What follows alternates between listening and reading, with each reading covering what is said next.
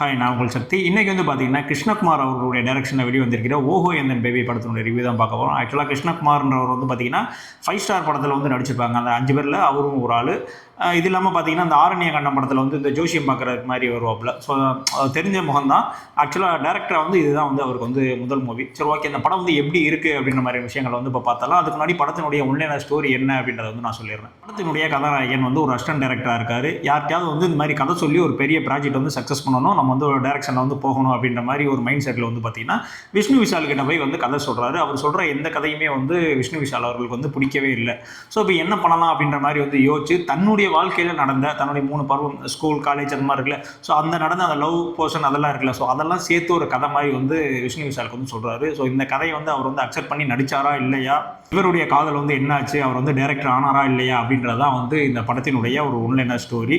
Okay, இப்போ இந்த படத்தினுடைய பாசிட்டிவ்லாம் என்ன, நெகட்டிவ்லாம் என்ன அப்படின்ற மாதிரி விஷயங்கள் வந்து பார்த்தலாம். படத்தினுடைய மிகப்பெரிய பாசிட்டிவ் என்ன அப்படின்னு வந்து பார்த்தீங்கன்னா, படத்தினுடைய மியூசிக். ஆமாங்க, படத்துக்கு வந்து பார்த்தீங்கன்னா ஜென் மார்ட்டின் அவர்கள் தான் வந்து மியூசிக் போட்டிருக்காரு. அவருடைய மியூசிக் தான் வந்து இந்த படத்தினுடைய மிகப்பெரிய வந்து ஒரு பலம் அப்படின்ற மாதிரி சொல்லுவேன். ஸோ ஏன்னா சாங்ஸும் சரி, பேக்ரவுண்ட் ஸ்கோரும் சரி, எல்லாமே வந்து படத்தை வந்து ஒரு வேற ஒரு தரத்துக்கு வந்து கொண்டு போகுது. அது மட்டும் இல்லை, எந்த இடத்துலையுமே வந்து பார்த்தீங்கன்னா இந்த சாங் வந்து வைக்கணும் அப்படின்ற மாதிரிலாம் வந்து எங்கேயுமே இருக்காது. கரெக்டாக அந்த சுச்சுவேஷன் வந்து டிமாண்ட் பண்ணுது இந்த இடத்துல சாங், அந்த மாதிரி தான் இருக்கும். ஸோ அந்த மாதிரி கரெக்டாக வந்து பிளேஸ் பண்ணி அனைத்து சாங்குமே வந்து பார்த்தீங்கன்னா ரொம்பவுமே வந்து அருமையாக இருந்துச்சு. அதுக்கு அடுத்தபடியாக பார்த்தீங்கன்னா, நாயகனாக நடித்த ருத்ரா அவர்கள், இவர் வந்து பார்த்தீங்கன்னா விஷ்ணு விஷால் அவருடைய தம்பி வேற. ஸோ இவருடைய நடிப்புமே வந்து உண்மையிலே வந்து ரொம்ப அற்புதமாக இருந்துச்சு. மெயினாக வந்து சொல்லணும் பார்த்தீங்கன்னா, அந்த ஸ்கூல் போர்ஷன்ஸ் எல்லாம் வந்து பண்ணியிருப்பார்.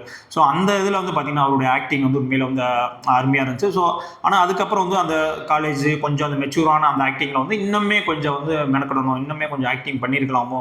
ஸோ அவர் வந்து ஒரு அறிமுக நடிகர் தான் அப்படின்ற மாதிரியான விஷயங்கள்லாம் வந்து அந்த இடத்துல மட்டும் தெரிஞ்சிச்சு. ஸோ இன்னமும் கொஞ்சம் பெட்டராக பண்ணியிருக்கலாம் அப்படின்ற மாதிரி தான் தோணுச்சு. இருந்தாலும் அந்த ஸ்கூல் போர்ஷன்ஸ் அதெல்லாம் பண்ணுறப்போ பார்த்தீங்கன்னா ரொம்பவுமே அந்த அருமையாக இருக்கும். இவர் வந்து ஒரு டெபியூட் ஆக்டர் தான்ப்பா அப்படின்ற மாதிரிலாம் வந்து எங்கேயுமே வந்து தெரியவே இல்லை.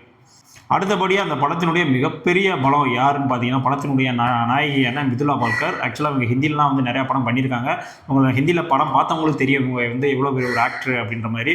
ஸோ இந்த படத்தில் டோட்டலாகவே வந்து ஹோல்ட் பண்ணுறது யார் அப்படின்னு பார்த்தீங்கன்னா இவங்க தான். இவங்களுடைய பெர்ஃபார்மன்ஸ் தான் ரொம்பவுமே வந்து அருமையாக இருந்துச்சு. இருந்தாலுமே வந்து படங்கள் எனக்கு பார்த்துட்டு இருக்கும்போதே வந்து பார்த்தீங்கன்னா, எனக்கு வந்து இப்போ ரீசெண்டாக ரிலீஸ் ஆன அந்த நீக் ஆகட்டும், விண்ணை தாண்டி வருவாயா, அந்த மாதிரி படங்களுடைய அந்த சாயெல்லாம் வந்து அந்த மாதிரியான சீன்ஸ் எல்லாம் வந்து ரிப்பீட்டபிள் ஆகிற மாதிரியான ஒரு ஃபீல் வந்து எனக்கு வந்து பர்சனலாக எனக்கு வந்துச்சு.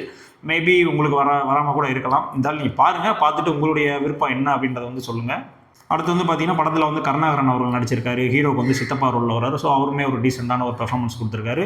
கஸ்தூரி அவர்கள் அவங்களுமே வந்து கொடுத்த கேரக்டர் என்னவோ அது மாதிரி கரெக்டாக பண்ணிட்டாங்க.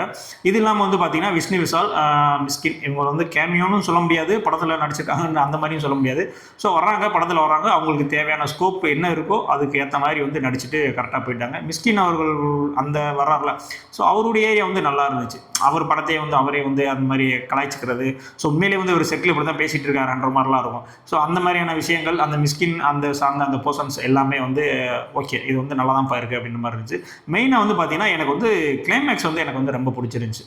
என்னதான் வந்து படம் செகண்ட் ஹாஃப்க்கு மேலே வந்து கொஞ்சம் தொய்வாக இருக்குது, போர் அடித்தாலுமே கூட எண்டிங் முடித்த விதம் வந்து ஓகே, ஒரு நல்ல படம் அப்படின்ற மாதிரியான ஒரு மைண்ட் செட்டுக்கு வந்து அந்த கிளைமேக்ஸ் மட்டும் எனக்கு வந்து கொண்டு வந்துச்சு.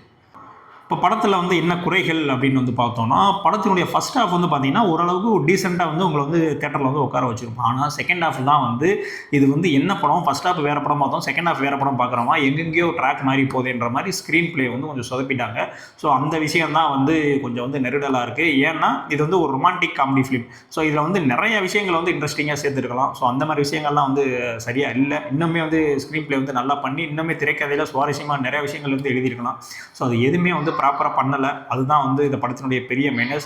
அது இல்லாமல் வந்து பார்த்தீங்கன்னா, அந்த படம் வந்து 16+. ஆனால் ஆக்சுவலாக நீங்கள் படத்துக்குள்ளே போனீங்க அப்படின்னா 4 லிப்லாக் சீன்லாம் வச்சுருக்காங்க. நீங்கள் ஃபேமிலியோடு போகணும் அப்படின்னா ஓகே, அதெல்லாம் நீங்கள் பார்த்துட்டு ஓகேவா போகலாமா வேணாமா அப்படின்றது வந்து உங்கள் காலம் தான். அது எமோஷ்னலாகவும் சரி, நிறைய சீன்கள் வந்து நிறைய எமோஷ்னலாக வந்து ஸ்க்ரீனில் பண்ணுறாங்க. ஆனால் நம்ம கூட வந்து கனெக்ட் ஆகுதா அப்படின்னு பார்த்தீங்கன்னா, நம்ம கூட வந்து ரொமான்டிக்காகவும் சரி, எமோஷ்னலாகவும் சரி, எந்த விஷயத்துலையுமே வந்து அது வந்து கனெக்ட் ஆகலை.